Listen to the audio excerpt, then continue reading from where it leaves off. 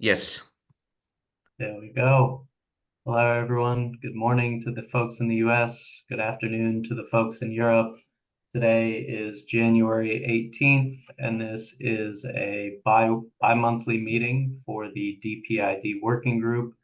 So today we have a packed agenda for the call. I'm going to go ahead and post the agenda notes in chat so that anyone who wants to see them either in the meeting or on YouTube afterwards has access to them. I think the main things that we wanted to go over in the call today, first off, we had previous requests from Slava to bring the Uniresolver team on board to talk about some of the work that they've been doing. So we're going to allocate between 15 and 20 minutes at the beginning of the call to learn a little bit more about Uniresolver and see how dPID can potentially fit into that. Then three other things that we'd like to go over today. The Prospectus document. This is the final call for edits. So we're going to be requesting a formal green light from the folks in the group or an additional round of edits from anyone who's interested. And then from there, we'd like to go into strategies for proposal dissemination. Next, Yorgos from Aletra requested that we start ideating around a statement of benefits for IT professionals at institutions around the usage of decentralized and content addressable networks and the associated PIDs. So that's going to be a point of conversation. And then third, Andre and I have been putting together more comprehensive listings of conferences and grant proposals. And we're going to be going over that and seeing if anyone has additional thoughts for either conferences or grants that seem relevant to the working group. We've got a whole list of other things which are probably not going to make it today, but that's okay. So with that being said, why don't we go ahead and get started? I see where we have Slava, Bernard, and Marcus all on the call right now from the Uniresolver team. Slava, would you mind maybe just giving a quick intro to, I guess, why the Uniresolver team is here, and then maybe they can take it? I think they can introduce themselves because I'm not a part of Uniresolver team, but I'm quite, I'm using dID for quite some time, and I'm using Resolver. So probably they themselves can also do better job to introduce themselves. Okay. Yeah. Yes, sure. So I go ahead. Yeah, I'm Bernhard. I'm here at Tech, and we are doing a lot of work around the Uniresolver, which is a diff project, the open source resolver. We also have an in-house enterprise product derived from it. And me personally, I'm managing pull requests for new drivers, the CI/CD build pipeline, and on the diff GitHub repository, and also keeping an eye on open issues and so on. And yeah, that's it about me. I see Marcus is here too. Yes, hello. Nice to meet everyone. Thank you for the invitation. I'm Marcus, colleague of Bernhard, and also working at DIF, that's the Decentralized Identity Foundation, where the Universal Resolver is one of the work items, open source project at DIF, and I'm chair of one of the working groups at the Decentralized Identity Foundation, which is managing the project. And yeah, thanks again for reaching out and for inviting us.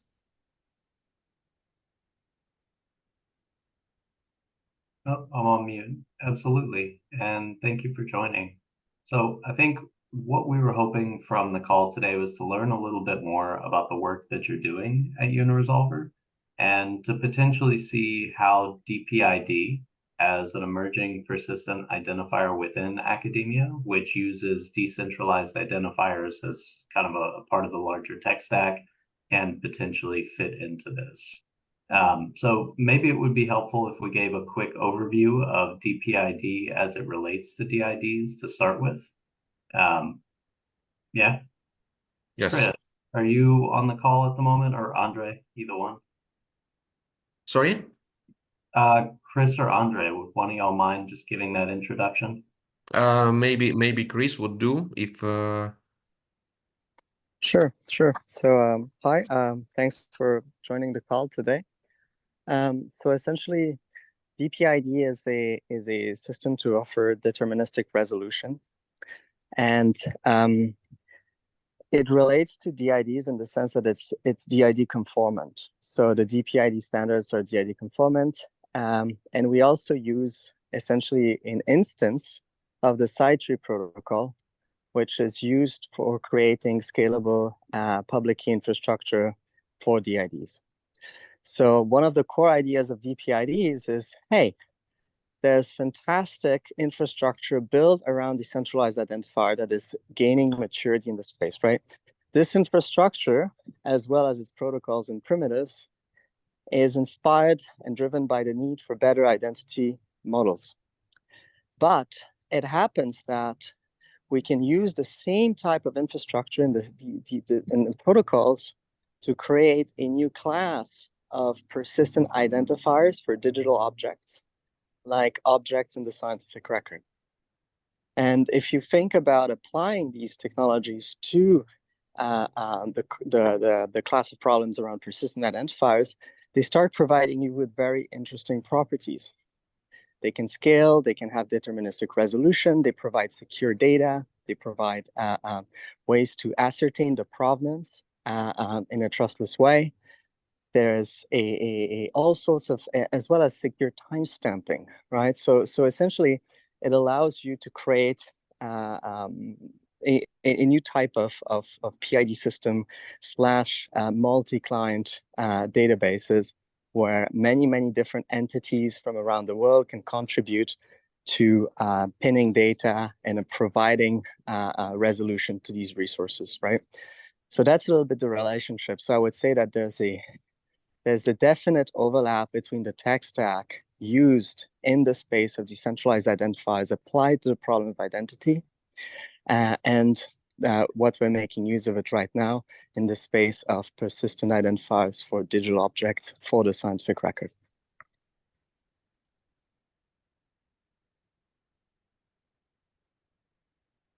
Thank you for this little introduction. So we have now emerging the technology based on the not completely, but slightly different infrastructure than original dID and Uniresolver does. And we can now discuss about the differences and the features of the approaches.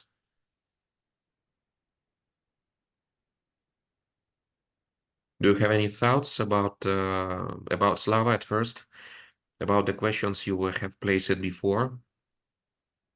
Yeah, so my understanding, but please correct me if I'm wrong, that it's kind of the same thing.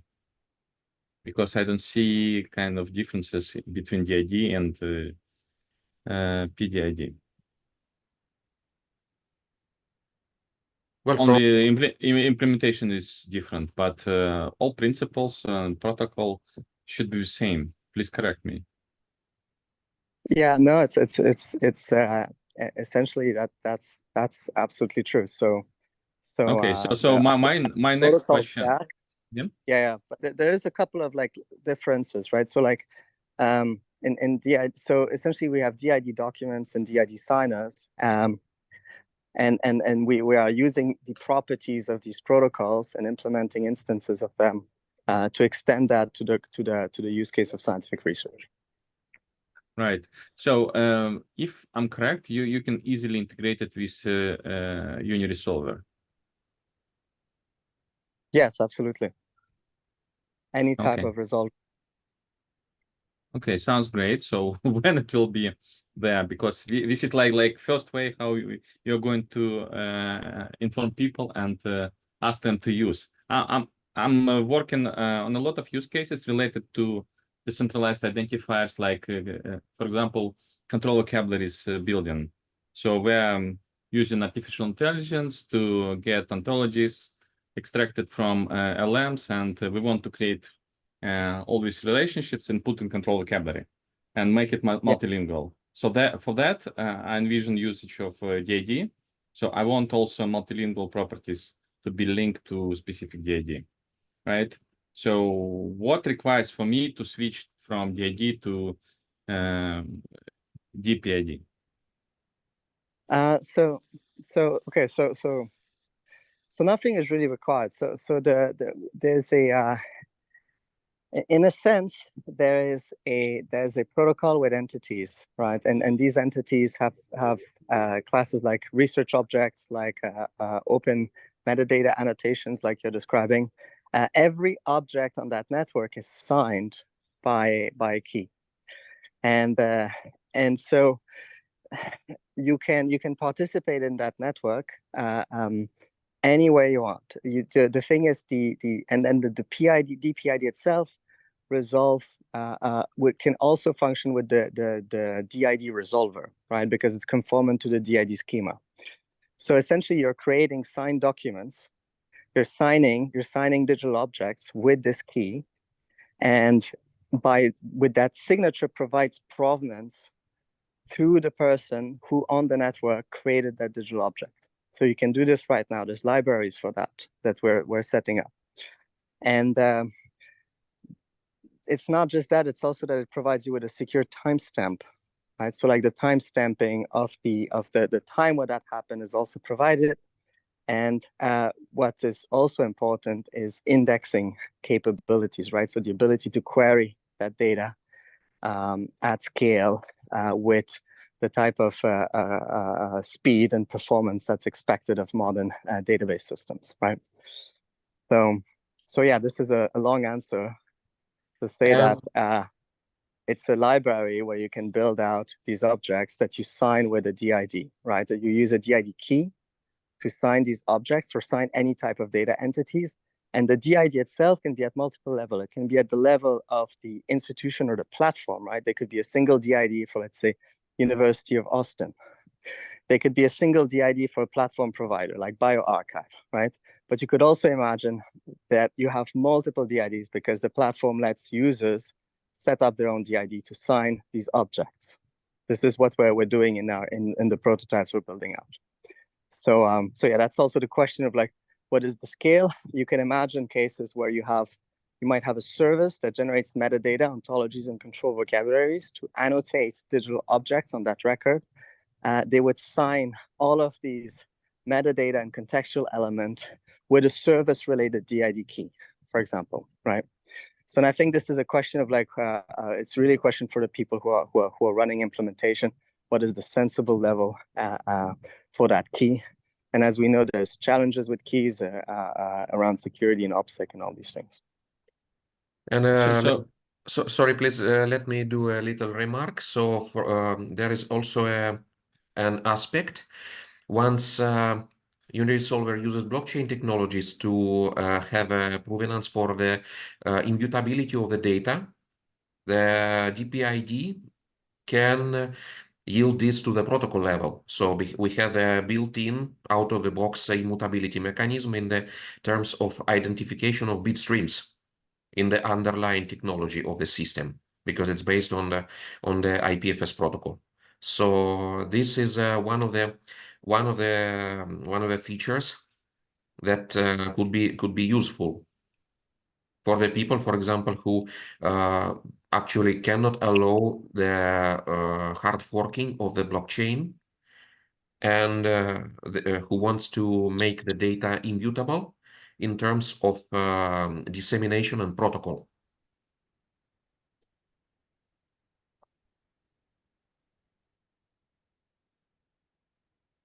Can I ask another question on this? Yeah. So question for Christopher again. So if I want to assign the ID to every concept in control vocabulary, and I will get probably millions of them, how I will handle all keys? I mean, I will get millions of keys. So I need a digital wallet or something like that. So what is advice how to handle this stuff and where? Because I obviously need them, because we want to also track concept drift and this kind of stuff. So we are going to change descriptions of concepts after some time. Okay, so there's different levels to answer that. So So with a single key, you can create any number of concepts on the network. Because you're essentially creating dID documents. So you're publishing IPFS objects, and you're signing these IPFS objects with a key. Now, you can have a schema. You might have a schema that you have defined, and as a schema owner, you have the essential control over updating that schema and that control vocabulary, ontology, or whatever that is, right?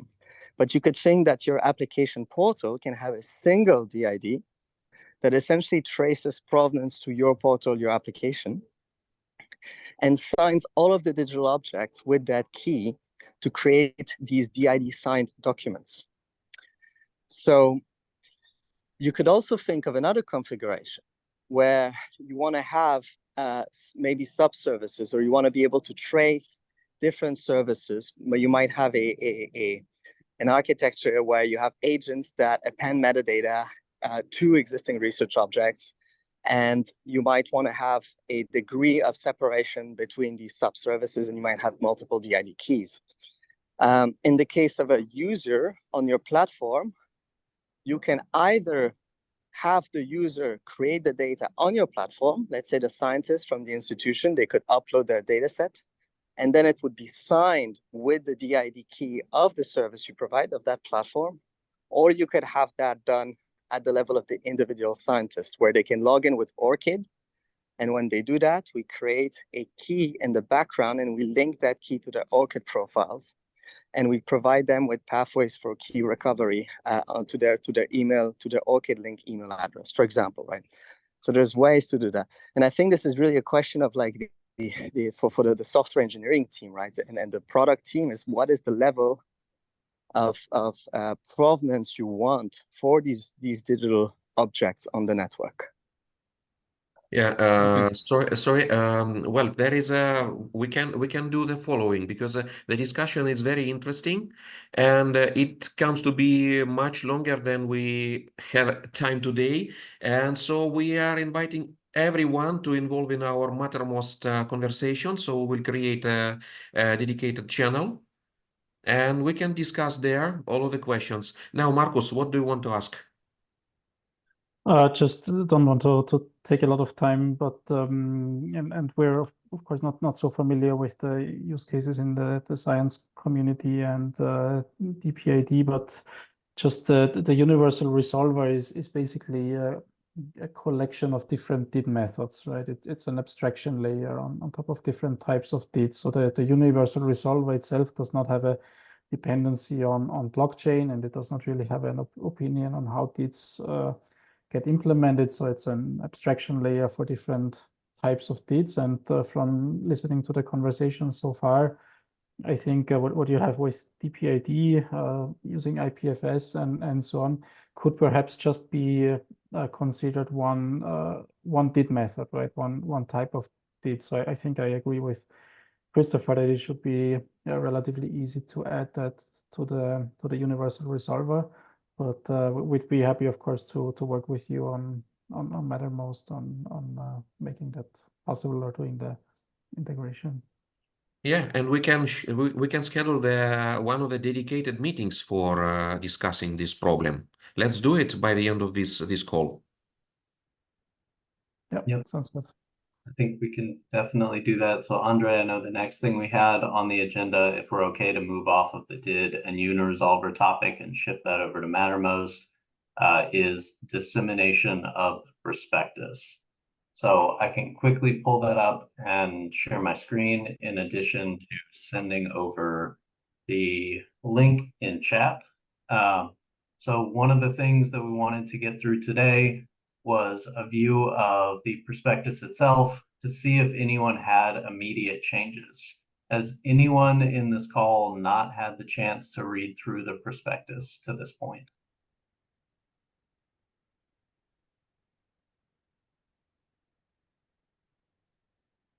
Okay. Does anyone in the call have comments on the prospectus at this point? I think we've got three main sections: the wide dPID one-pager, which is now a little over a page, but that's okay. The sought outcomes for the working group, and then coming down to the objectives and deliverables that we would like to put out before the end of the year. We're going to take that out right there. Does anyone have thoughts or comments on what's on here based on prior reading? I think this has been sent around a couple times at this point, so hopefully everyone's had a chance.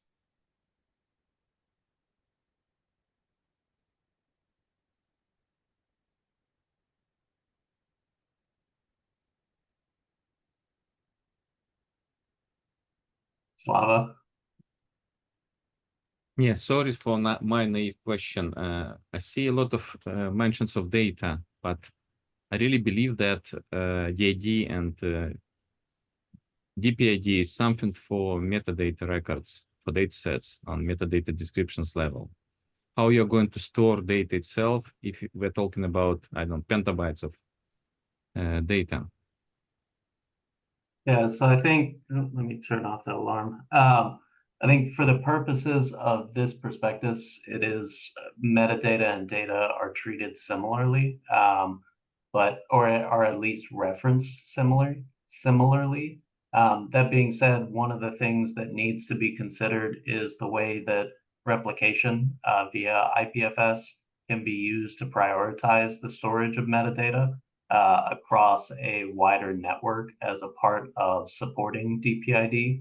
So whenever an organization would spin up an IPFS node, a general dPID stack, which is something that still needs to be created, but is now starting to become more of a topic of discussion, it helps to prioritize the storage of metadata. Beyond that, how are we going to store petabytes of data? That's an impossible question, and I think we all know it is.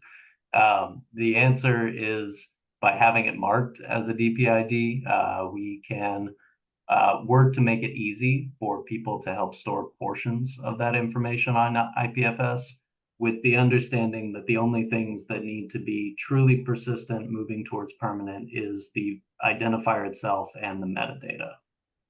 Andre, do you have anything to add to that? I can add only that the systems we are all developing are adaptable. So it's a context of let's say developing the adapters, because the petabytes of data, it's definitely it will be a very difficult task to store them in the decentralized network itself, but it is possible in some kind to dedicate some storage from one institution to another. But it depends from the nature of data. So it's for now, I think it's the only way to prioritize highly the metadata storage, which is already possible and which is already done, and to develop the solutions based on the existing nature of data and the storage schema. So how you feel about separation of two different things? So let's say a service will be covering access to petabytes of data, and service will get own DID assigned, which is what protocol can do already, right? And dPID will be just managing metadata layer. Yes, it is possible. Eric, please correct me if I am wrong, but it's already done. So about the metadata and referencing, it's already done. Yeah, I mean, we do have standardized pathways to reference metadata through dPIDs itself. So if you go beta dPID 46, and then I think JSON LD is one way that you can do it if you would want information structured as JSON LD, and then if you want raw information, or I think this is just the JSON structure, it would be raw behind, but it looks at all of the information that's actually put on there. Slava, does that answer the question? Yeah, excellent. And do you have some examples where you're assigning dPID to service? I mean, as for example, I have data stored in S3 from Amazon. I don't know. So I want to assign identifier and get subset. So service will be in charge of what kind of subset will be delivered. I think there's more work to do around that specific use case, and I think I would probably need more details there. That one might be a Mattermost question, but I don't know if it's something that we need to cover in the prospectus itself. Yeah, it was my question. Should we cover this topic in the prospectus or not? I think no, because it's a development task for the adapters again. But still, once you have an underlying resolver that can specific resolver that can lead you to the actual data or the schema, there are no obstacles to do. Yeah, but this is also implemented as a part of Uniresolver. So you can add parameters like parameters to your service in URI, and after you can get what you want, actually. So, okay.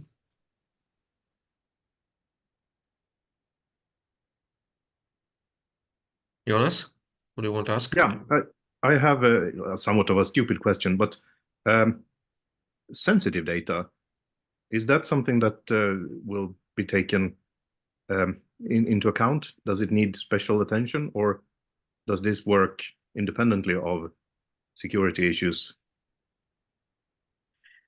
Well, it's one of the aspects of immutability. We once discussed it on one of the previous meetings, and about the sensitive data themselves. It's actually dPID could be minted for that data, but the question is who have a right, for example, to calculate the hash of this sensitive data, and should we place the data themselves on the decentralized network or not? So the access control is now out of the scope for the implemented system. Eric, am I right? That is correct. And I've had a couple people come to me with the same question, and my answer to them has been put a proper data management plan in, which details access requirements.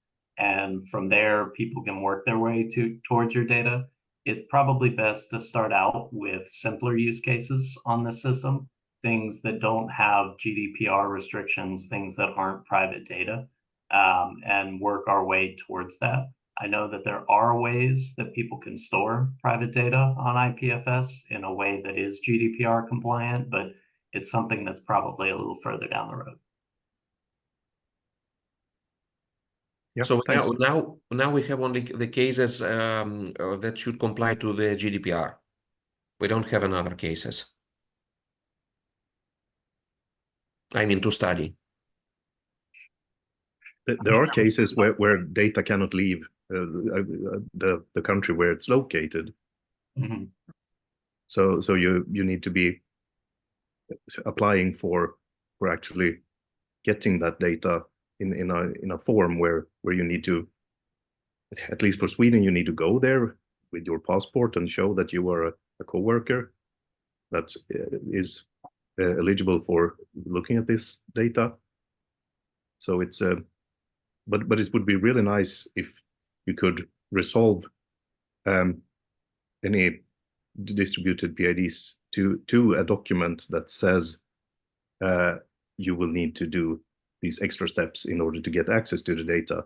You cannot simply download it. So it's just well, so you could use it anyway.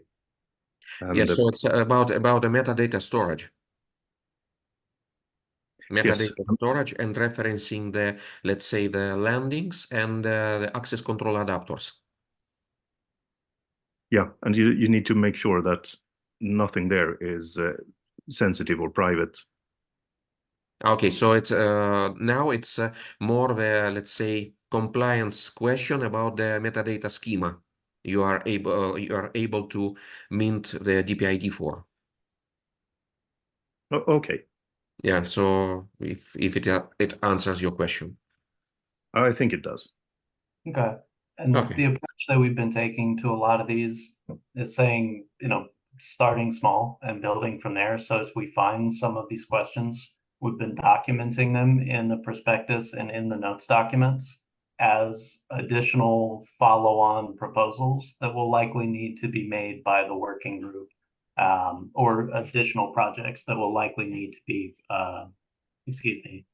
organized and run by the working group as follow-on topics.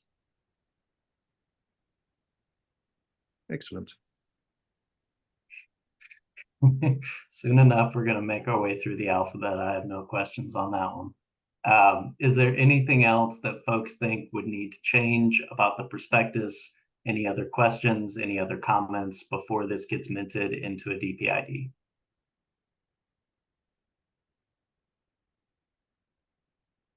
So I see a topic about Dataverse and IPFS DID implementation. So how you envision this? So you're going to assign DIDs only for files and DOIs will remain for datasets, or what is the strategy? I think it's a general topic that came up and we jotted it down as something that bears further discussion. I would really prefer if one of the devs from my team were to answer that. And unfortunately, Chris had to jump to another call. Okay. But it's a great question for Mattermost. Yeah, I think we should move this discussion and then to schedule the dedicated meeting for it. Could be very interesting. Well, I think discussion should be starting somewhere in March, because I'm going to present the idea in Dataverse community meeting in Mexico by the invitation from Harvard. So I will get feedback from them as well. Yeah, so you can also create a doodle poll and post the link to the Mattermost. Then we will come to vote and to schedule the meeting. Okay. So let's go for it. Well, once we don't see another comments, maybe now it is better to have a green light for the prospectus and mint the dPID for it. Is anyone opposed to this being minted?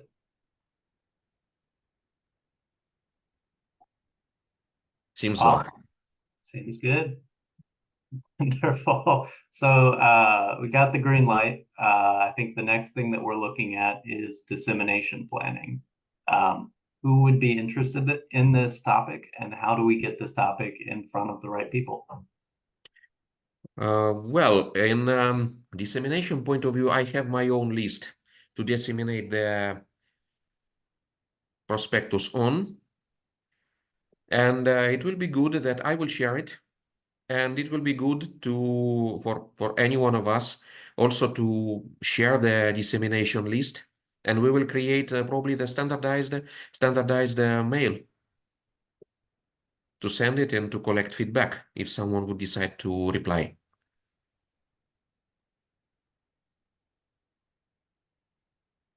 What do you think? I think it's a good start. I've got a couple folks who I definitely want to send this around to. Is anyone else on the call have people who they think would immediately be interested in this? Yeah, maybe one of the colleagues,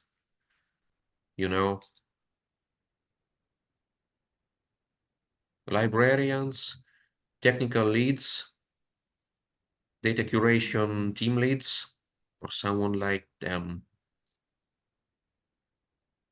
Well, I can express my concerns. Yeah. Mostly related to how digital world works for academic research at the moment. So when I started to push for decentralized identifiers, I'm kind of getting complaints from people using ORCID and DataCite and others, other publishers releasing DOIs for datasets and for other materials. So there is contradiction, because if everybody will start to use DID, they'll go out from business quickly. So that's something that you should think before approaching some people. For some people, yes. And also, if definitely, I'm really getting complaints. Yeah, yes, I can imagine this. I mean, also the people from the Design Labs have literally a good understanding about how it could be. Well, I don't necessarily think that has to be how it could be. So for starters, we've tried very hard to make sure that dPID is a technology and not a standard. And it's something that we believe could actually be adopted under the existing DOI specifications.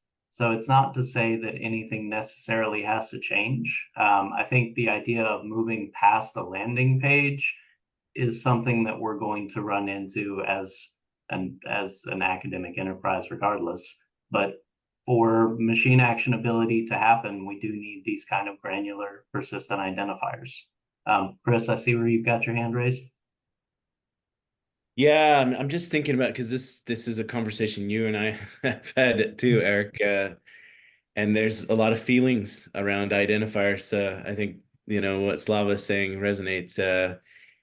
And in some ways, if you're presenting to those audiences, I think there could be challenges, but it's funny, like from a researcher standpoint, if you're sort of reducing or removing any friction, right? Because that's one of the things, like if you have a project in research and then you have to talk to these organizations, be able to sort of mint DOIs or, mint other sort of identifiers, you have to go through sort of these processes. And if you're sort of reducing friction, then in some ways it's kind of an interesting scenario of like working with, like sort of having this spread through the researchers, right? And I'm going to bring up one example, which is I was involved with launching Zenodo. And when we launched Zenodo, it was that at that time, it was very much an environment where you had to go to your repository, you had to go to the institutional repository. And so Zenodo kind of just blew it all up and said, we're democratizing all these DOIs so you can start, like posting whatever too, right? And it was just like the groups that some are mentioning, like librarians were, like attacking it because you could put any metadata you could do, and so, but then it grabbed hold because like, and we launched it in the astronomy and physics community, and it grabbed hold because like that community is pretty like proficient in programming, and they were just like, yeah, let's use this for this and this, like, and they started sort of integrating it with various things. And I think what helped is that there was some integration with the astrophysics data systems, like that they used, which is like their lifeblood for literature searches. So I don't know, like in general, I'm thinking like in some ways, if you level sort of the playing field and from the researcher perspective, that could be interesting, like, and that it's not just like the researcher with their side project. It's like some of these cases where they're using like things like handles for like various things like instrumentation or data coming off instrumentation that they can't get DOIs for. They found that friction already, and researchers were just trying to figure out how can we add an identifier that's sort of more in common to some of these things where it just doesn't make sense. So I don't know. That's just something, hearing you speak like brings up that scenario of like why Zenodo was so successful, like that it got some really great use cases. We had one physicist like Kyle Cranmer who was a champion, and like some of these sort of bigger names started grabbing a hold of it and talking about it, and it just spread like wildfire as far as word of mouth.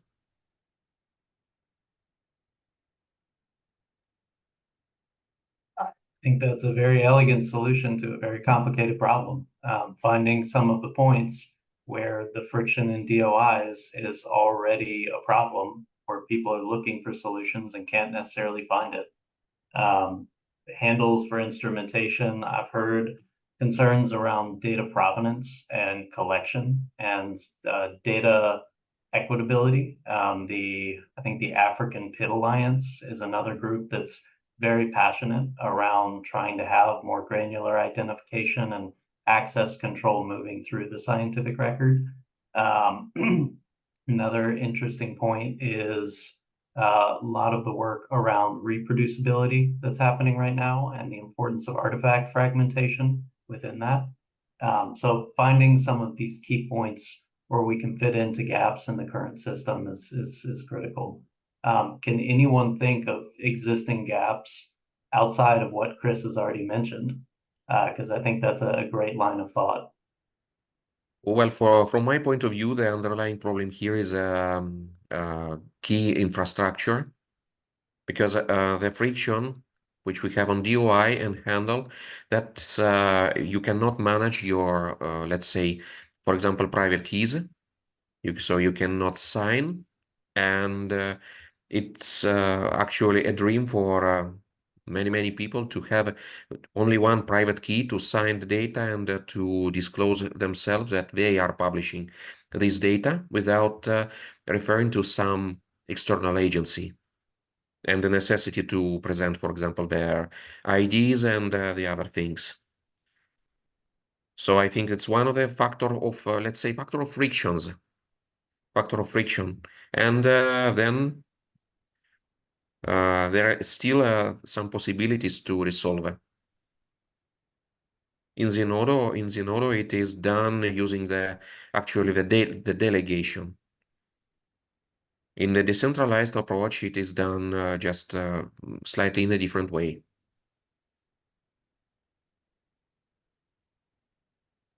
No, Zenodo was just an example, by the way. Don't it was just like the example of sort of democratizing something that had friction to it, like that like where you had sort of gatekeepers to some extent sort of slowing things down, like, and it just got people sort of to the next step, where it's like democratized it and they could do more with it, and then like suddenly people had to shift in how they thought about how they thought about things.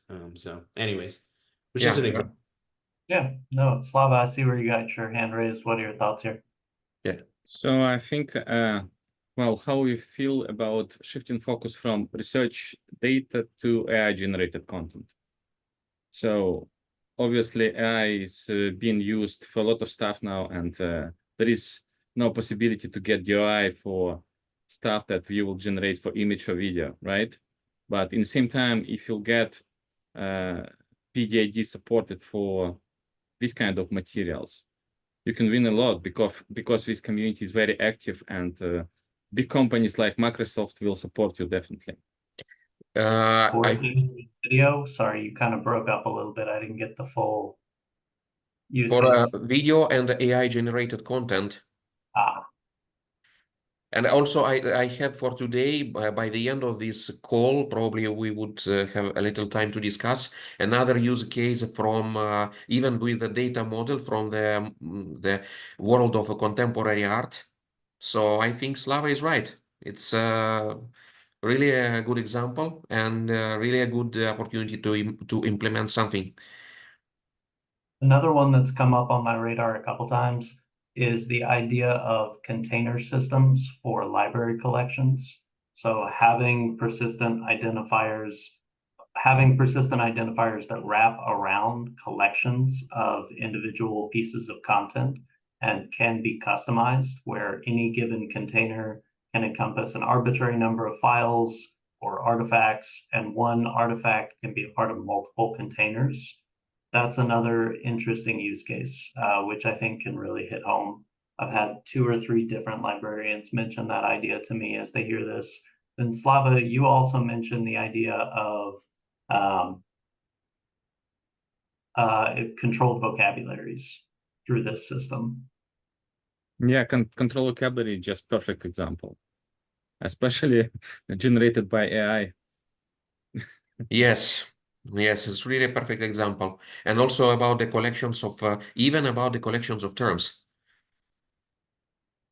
What do you mean about collection of terms?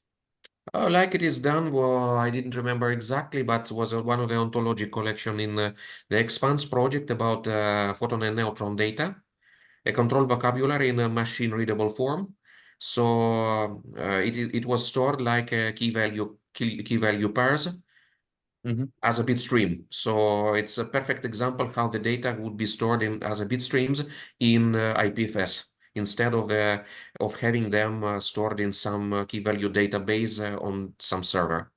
And this is a point about which we wrote in the prospectus. So once we are asking the whole network instead of a single point. Well, I was referring more to like appropriate control vocabulary with hierarchy to create ontology. And for example, now I think I mentioned we are using LMs like Llama and these kind of models to get all relationships between two concepts mentioned in specific context, in specific text. And eventually AI can do this job automatically. But the only problem when you're asking like 3 times, you're getting 3 different relationships types. So all this stuff should be also kind of packaged and stored in the idea. Well, Relationships. in IPFS seems ideal for this because it's an underlying technology. It's an immutable graph. So Okay. once you have a reply, you can store it and it will be immutable forever. And everyone could represent the content ID, the underlying ID of the data or metadata you are storing in. So I can already test it on beta.dpid.org, right? Let's talk about it on the Mattermost. Yeah. I think one of our backend developers is coming up with a library for actually interfacing to dPID through the command line. So while I think you can do it on beta.dpid.org at the moment, if we give it about a month, it's going to be way easier and way faster. And if I'll put like millions of them, what will happen? I mean, please don't flood our AWS account, but like you can, if you put them on IPFS and store them yourself, it should, don't see any reason why the number would matter. Okay, sounds It great. may take time to construct the DAG is the only thing.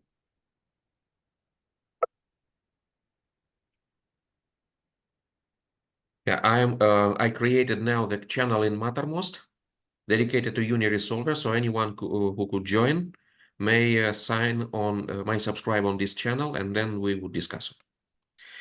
Okay, do you want to jump for the next point in the agenda? Yeah, we can do that. Yeah. So let's do about the statement of benefits for institutions. Which this actually ties in relatively closely to what we just talked about. Yeah. Actually, I think, Andre, yeah, would you mind just explaining exactly what this is to the group again? About Georgos's statement about this, or Yeah. a vision. Yeah. So instead of having the generalized vision and the scope for our project, Georgos, my colleague from Eletra, just suggested us to have a benefit statement of benefits that we can disseminate over the larger research infrastructures to let the people think about what the benefits they would acquire implementing dPIDs, something like that, and also to share the things we are believing, that to have the people thinking about not also the scientific benefits, but literally even the financial benefits. Like we don't need to pay, for example, for some handle stuff or for the authority agencies or something like that. It was a meaning of what Georgos told me, and it's explained also here that it would allow us to have a support from the heavyweight research infrastructures like Eletra, like DESI, like synchrotrons, like for example Helmholtz Institute. Christopher, yes. Yeah, I didn't want to interrupt, but I just wanted to say that it's very interesting connection to a meeting that we had on the National PID Strategies Group call for the Research Data Alliance. And we had some people from other, certain countries saying that cost and exchange rates and, inflation and other things were like an impediment for them to like use certain persistent identifiers, just what you're saying right now. And so as like sort of UNESCO and open, they're driving sort of open science, this is more and more a thing in these sort of community conversations about sort of like the cost of getting involved in some of these persistent identifier systems. So that's just a really, good sort of connection there, I thought, from what you were saying. Yeah. Well, because we now have 6 minutes left, does anyone have in mind to stay a bit more, 10 minutes, for example? That should be good to stay for a little bit longer. Okay, Slava, you cannot. I saw. Okay. Well, because now we have to jump to the conference and grant prioritization. Well, Andre, I would rather if it's okay, I would rather if we continue on these benefits as opposed to jumping conference and grants, because I think that's one folks can do async. We've already got a lot of the groundwork there. Okay, so then let's move it. All right. So we've got financial, the high level points that we're moving towards: financial benefits, technological benefits, and I think it's good for us to clearly define the audience that we want to speak to in this statement of benefits. So how would you lay that out, Andre, as to who we're trying to speak to? At first, the librarians. Now I rethink about it. Librarians, technical leaders who are managing the data infrastructure, so data storage team managers. Then the chief engineers, chief IT engineers. And the next are the financial managers. Okay. Yeah. Within librarians, I might even specify that a little bit further. One key user group that I think is relevant is anyone related to an open science department, whether it's a chief open science officer, whether it's an open science steward. Then additionally, data stewards would be another good point. So I can split this up. It's all data management. Yes, and there are very few open science librarians, and you're searching for the research data management group. But I don't know. Again, I would say I'm going to flip this and say, why not research software engineers? There's a huge community there, and like we were talking about, sort of reducing friction, right?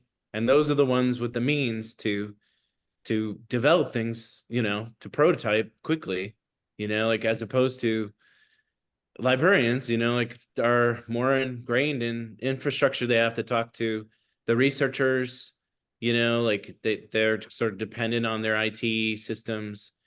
I mean, it's not to say they're great. I mean, I'm a librarian, and they're great for outreach and getting to know some of these communities. But I think again, when we're about to launch the Noto, the librarians were not like exactly the friends on that one. Like they ultimately came around and started doing all the outreach and training, but it was really the people that could demo it and say, hey, I can use this for this and that were, like the researchers themselves, the champions were really the ones to really move it forward. So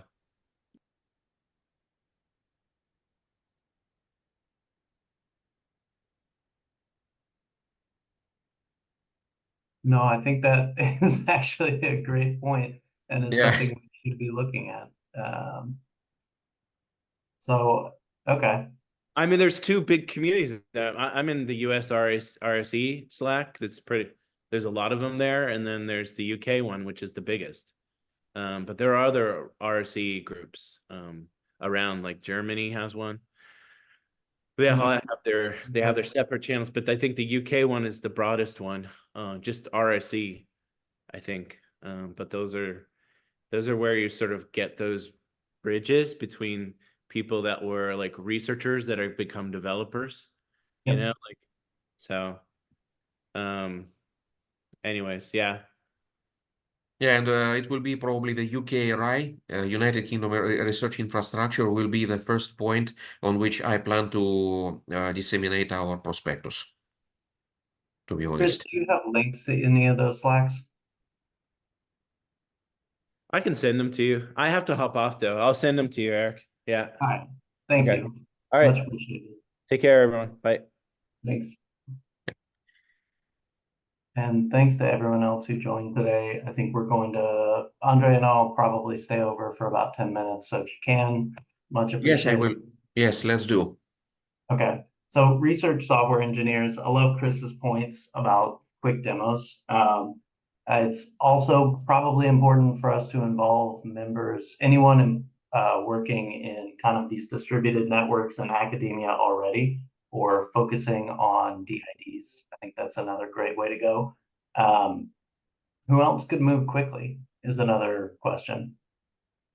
Because I think that's as much as anything else where Chris was moving towards. People with existing pain points in the current system and people who can move quickly.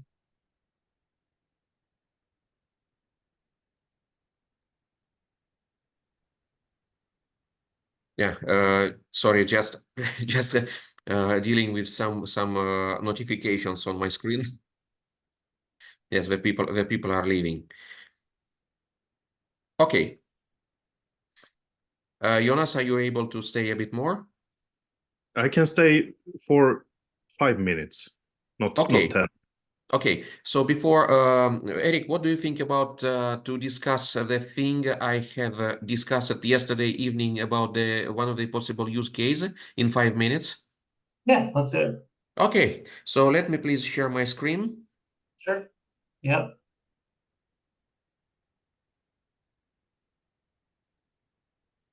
Okay, can you see it?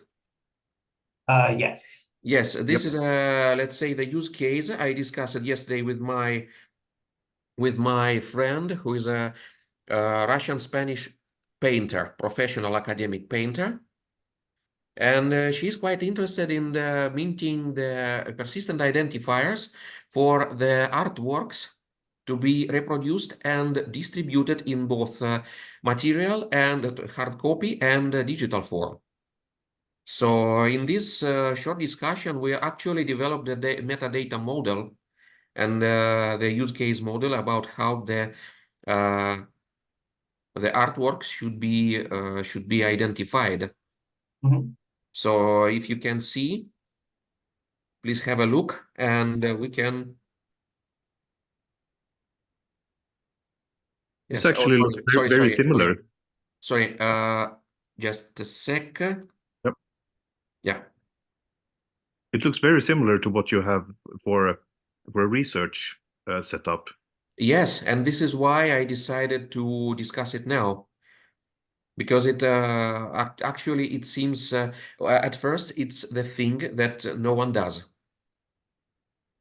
Because I had never heard about the agencies having any kind of PIDs for the artworks. And once we have an already implemented versioning out of the box in dPID, it seems the possibility to implement the integrated provenance.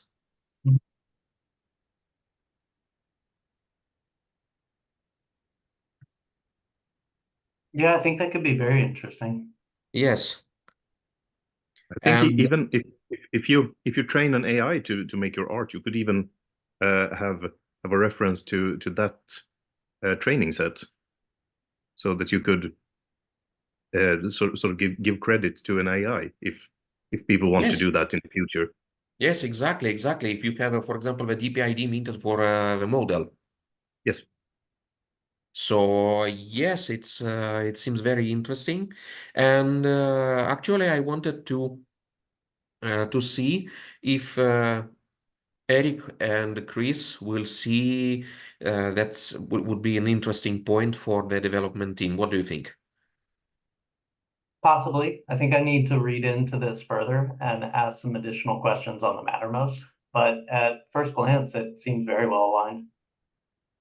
Yes, Yes, and because we were discussing actually the business model. Mhm. And the thing is, I was asked by my friend how it would be done to not only identify but also to involve some, let's say, without the social contract put only over our network, but without integrated social contract, the agency who would protect the transferring of the rights Mhm. for some artwork. So this is because here it's also included the official PID of the rights management agency. So it was actually, as Jonas said, also it would be the, let's say, more or less widespreading way to involve the recognition model for rights management AI. So it's a lot of things to think about. But I think for this we can do some kind of lightning talks on one of the conferences. Yeah, I think that would be very interesting. Are there any specific conferences you have in mind for it? The Data Congress in Venice, Okay. because they have lightning talks, and I will study a bit more today in the evening, because I Mhm. just downloaded the templates for all 3 conferences I have now in development, Yeah. and then create the folders in our Google Drive to place the drafts. Yeah, go Yeah, ahead. yeah. Awesome. After the drafts will be more or less ready, I will convert them to LaTeX, and maybe we will share it using GitHub. But after the peer review. Yeah, no, I think that would be really cool. I Yeah, hope that something sounds good great. comes out of it. Jonas? Yep, I agree. That sounds good. Okay. I have a very quick question. Yes. In EOSC, there is, or used to be at least, a PID working group. Does anyone in this group have any overlap with that working group there? I Because had. they have. You had, yes. Yes, I was working in an Expanse project, but now there's this group. I didn't receive any, let's say, more or less feasible response from them. Yeah. And I will try to, while disseminating the prospectus, to speak directly with these people. Good, good, very good. At least at least I don't remember if Heike is in the PID group, but I will speak also with some people who are the librarians. Yeah, I was looking at the Fair for EOSC page, and they have a lot of different ways of resolving PIDs and PID-like entities. Exactly. I studied it, but during the last weeks I didn't have a time to manage to disseminate. Now we have a prospectus, and after minting the dPID, it will be much easier. Yeah, good. I need to leave now. So thank you so Okay. much for this meeting. Thanks, Thank Jonas. you. Yep, bye. Bye. Bye. So, would you like to come for some conference questions? We have another 5 minutes. Yes, we do. I think we can go for that. Well, we've already kind of gone over this. Just the two of us? Or what exactly did you have in mind? Yeah, I added the conferences I sent yesterday on Mattermost, on which Okay. my another friend invited me. So it's the submission end date is 31 or 31st of January. Mhm. So it's quite fast. And I think we can participate also with the lightning talk. So I will study a bit. It's this one, Yes, Unica. yes. Okay.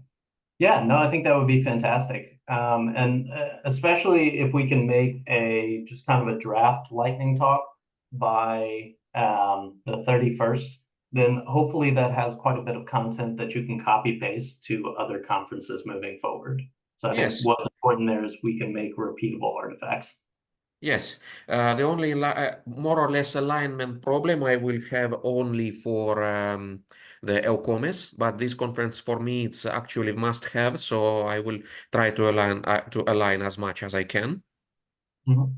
Yeah, and this will be probably the only conference on which the, let's say, the talking topics will be slightly different from the pure persistent identifiers.